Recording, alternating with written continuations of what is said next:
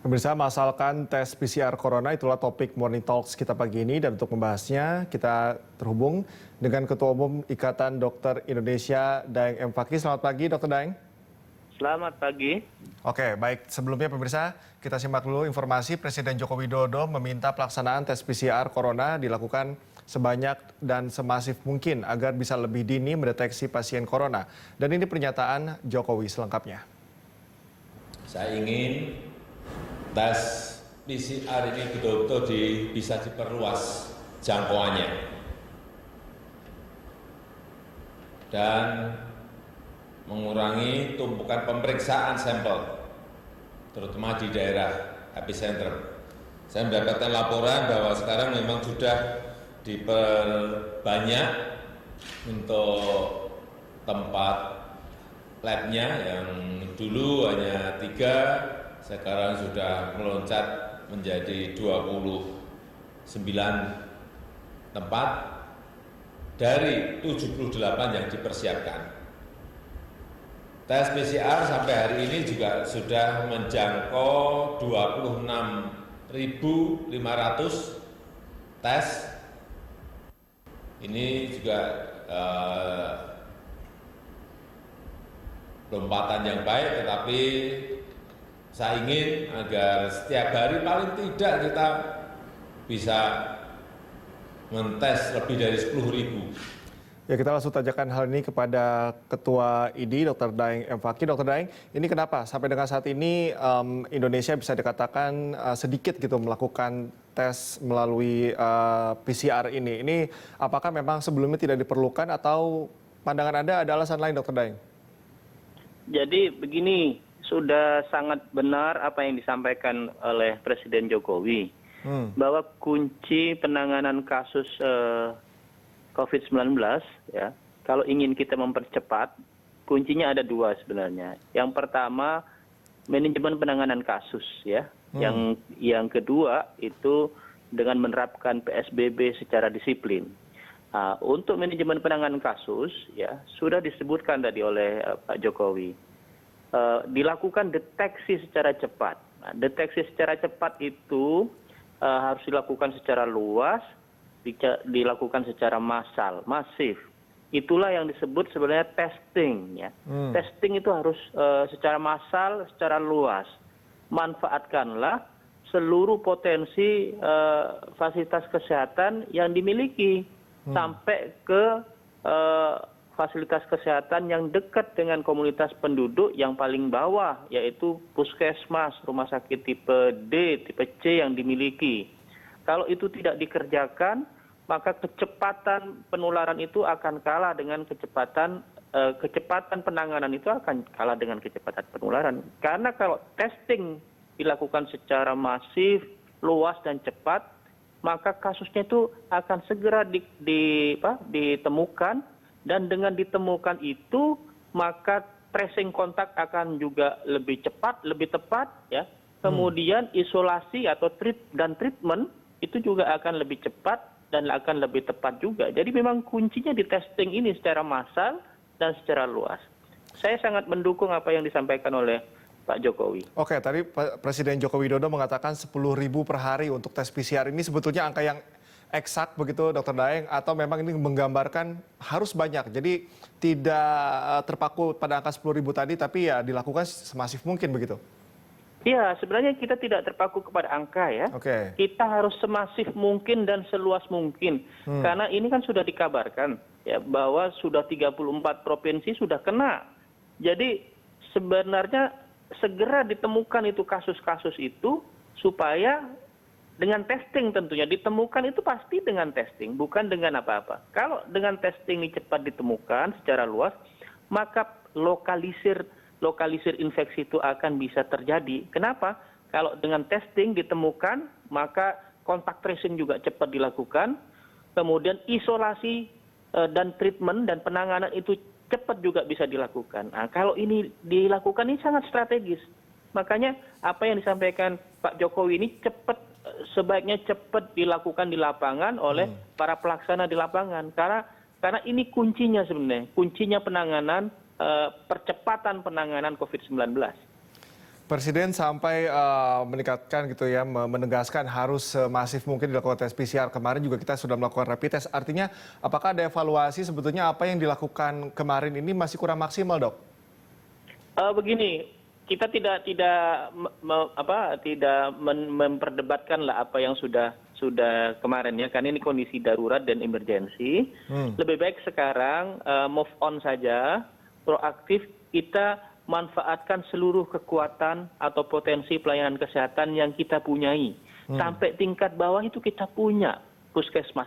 Itulah yang mungkin dimanfaatkan untuk melakukan testing secara cepat dan massal.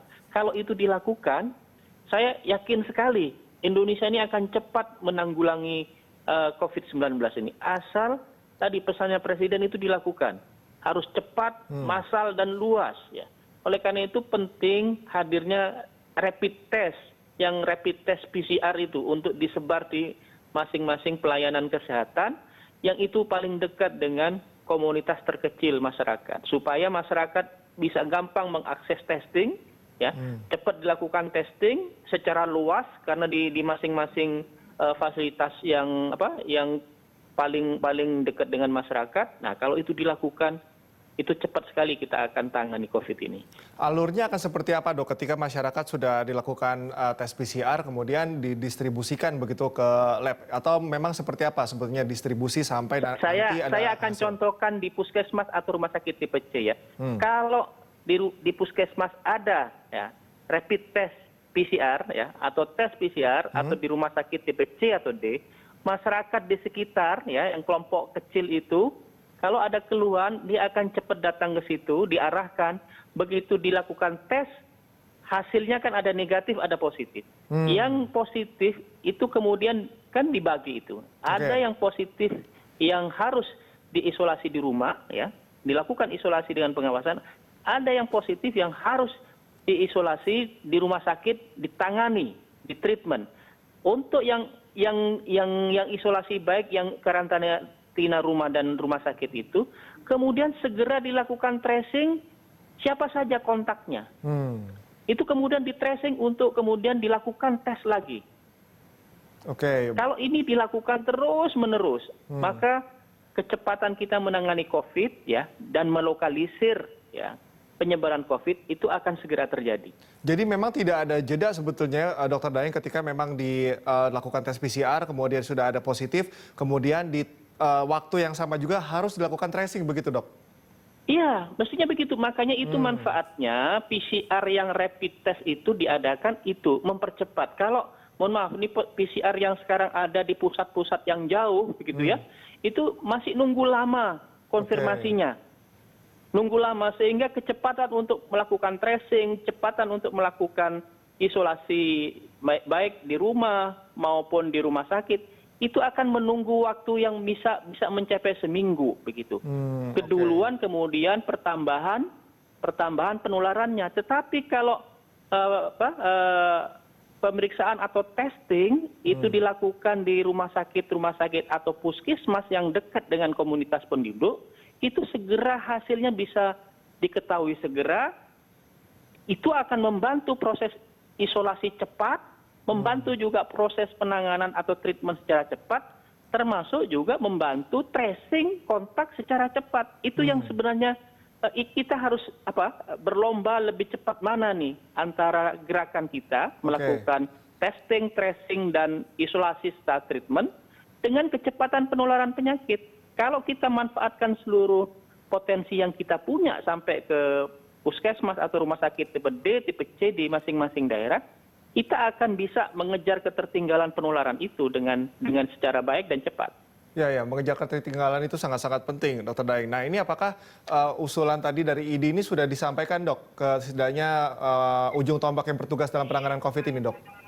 Ya, kami selalu koordinasi sebenarnya dengan BNPB, melalui BNPB dengan Pak Doni, karena kami selalu diajak untuk koordinasi. Kami selalu sampaikan sebenarnya kepentingan untuk melakukan testing secara luas, cepat, dan massal, supaya tindakan-tindakan kita untuk tracing itu lebih cepat lagi, mengisolasi dan mentreatment lebih cepat lagi. Jadi persis apa yang disampaikan Pak Jokowi itu sangat tepat dan itu dilakukan di semua negara.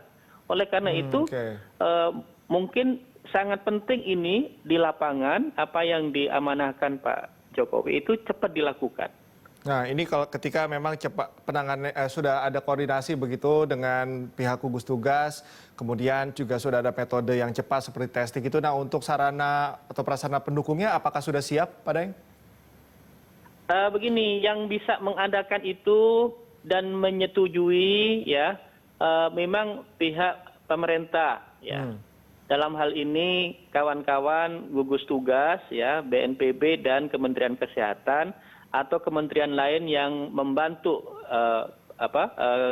kerja dari gugus tugas. Oleh karena itu, kami sebenarnya sangat mengharap apa yang diamanahkan Bapak Presiden itu cepat diputuskan, seperti apa perluasan testing yang dimaksud, dan cepat dilakukan supaya COVID-19 ini segera ditangani dan tidak menjadi banyak di daerah-daerah. Kalau ini tidak cepat dilakukan testing, ya, saya khawatir ini akan penularannya akan lebih cepat dan langkah kita akan kalah dengan penularan yang terjadi. Ya, karena kemarin sudah disampaikan juga oleh Jubir Penanganan COVID, Pak Ahmad Yuryanto mengatakan sudah ada tambahan koreksi kalau salah ya Dr. Daeng, 70 lab begitu yang sudah dipersiapkan. Kemudian juga kemarin Kementerian BUMN juga sudah menambah lagi alat untuk PCR itu. Apakah analisa Anda itu mencukupi untuk bergerak cepat begitu Dr. Daeng?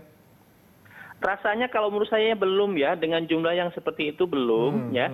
Karena kalau kita berkaca dari negara-negara lain sangat masif itu apa yang dilakukan ya. Karena begini 80% dari yang terinfeksi oleh COVID-19 ini adalah orang yang tanpa gejala. Jadi yang diumumkan itu mungkin hanya bagian kecil dari seluruh yang terinfeksi. Kalau tidak dilakukan langkah cepat testing, yang 80% ini tidak akan terpetakan karena tidak dilakukan secara massal. Nah, yang 80% ini mungkin yang positif mungkin lebih dari 4.000 ya, karena kan masih banyak yang menunggu itu pemeriksaan belum diumumkan. Itu banyak sekali, apalagi yang pasien PDP yang masih belum terperiksa itu banyak sekali di Indonesia, banyak sekali. Saya lihat di masing-masing daerah itu bisa di atas 1.000 gitu ya. Jawa Timur itu saya dengar PDP saja itu sudah banyak itu. Artinya ini belum potensi akan menjadi positif ya, sehingga OTG pun yang orang tanpa gejala itu gambarannya sebenarnya banyak sekali berkeliaran di masyarakat kita, ada di masyarakat kita. Ini yang harus segera dipotret dengan testing tadi yang Pak Presiden bilang itu. Testing secara masif, secara luas.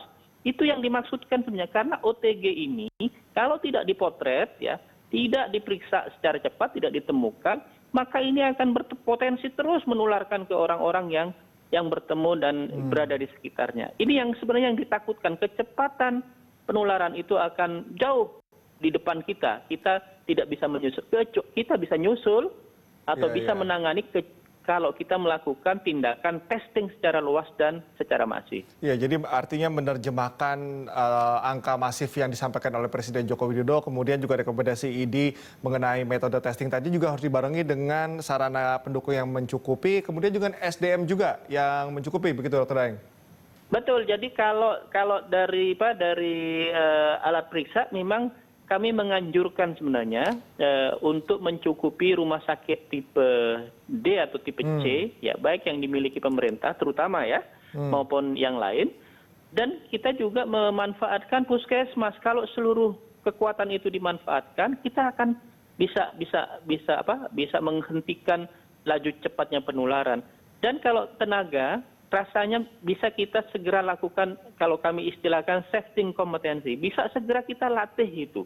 Kawan-kawan baik di puskesmas maupun di rumah sakit bisa segera dilatih untuk melakukan pemeriksaan, misalnya pemeriksaan rapid test PCR ya.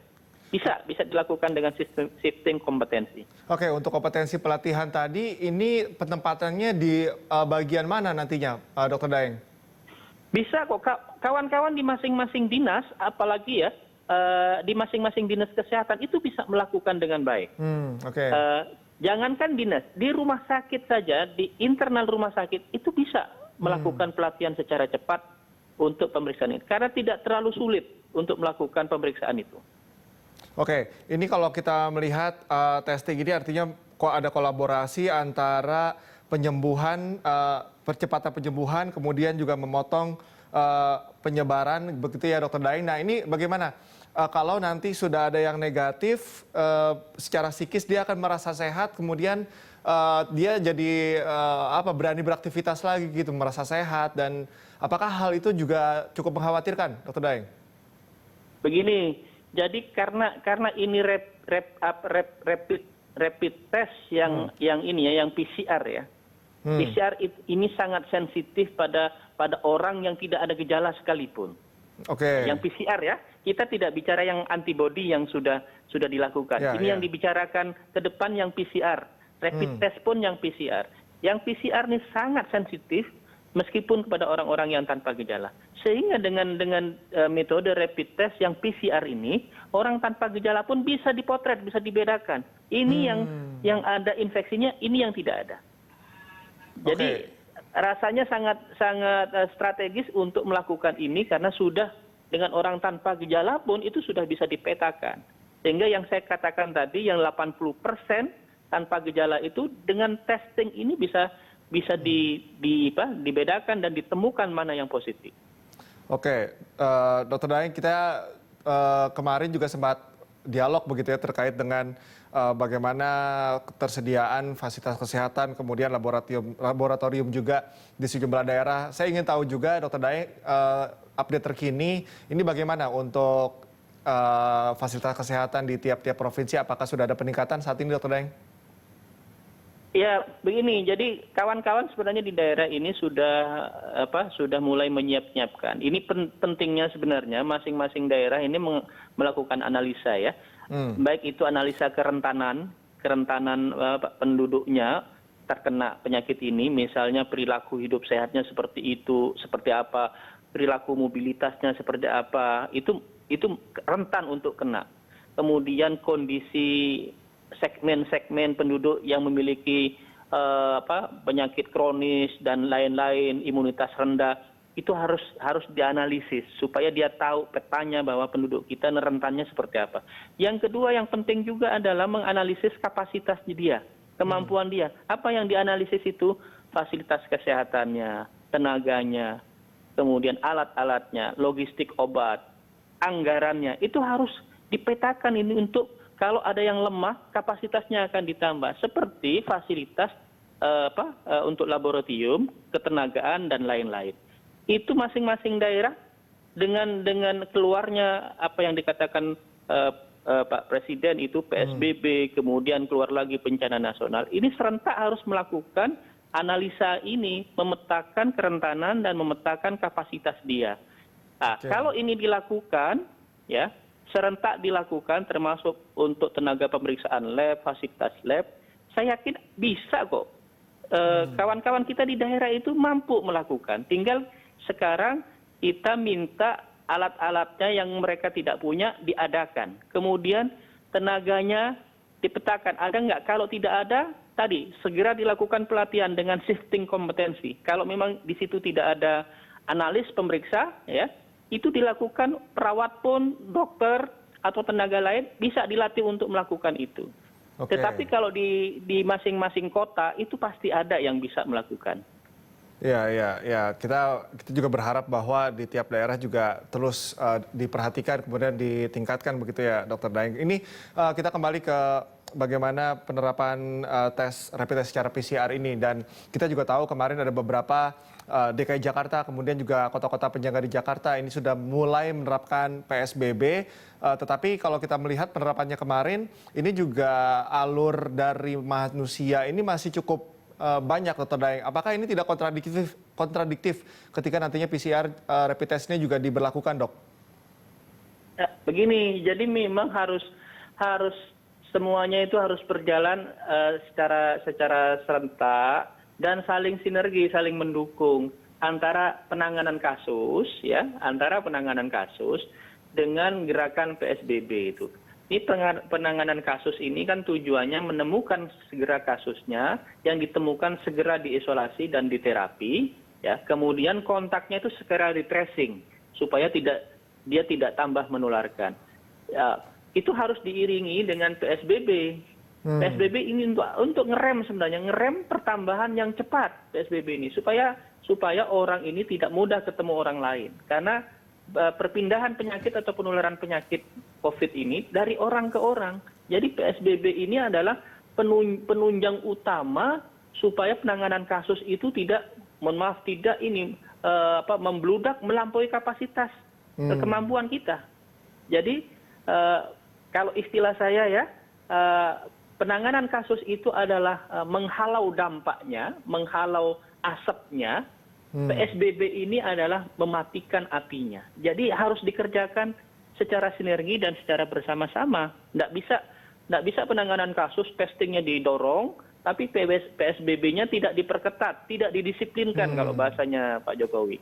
Harus PSBB ini didisiplinkan untuk mematikan bara apinya, sumber apinya. Nah, penanganan kasusnya itu adalah dampak dari penyebaran ini. Harus juga kita hentikan juga.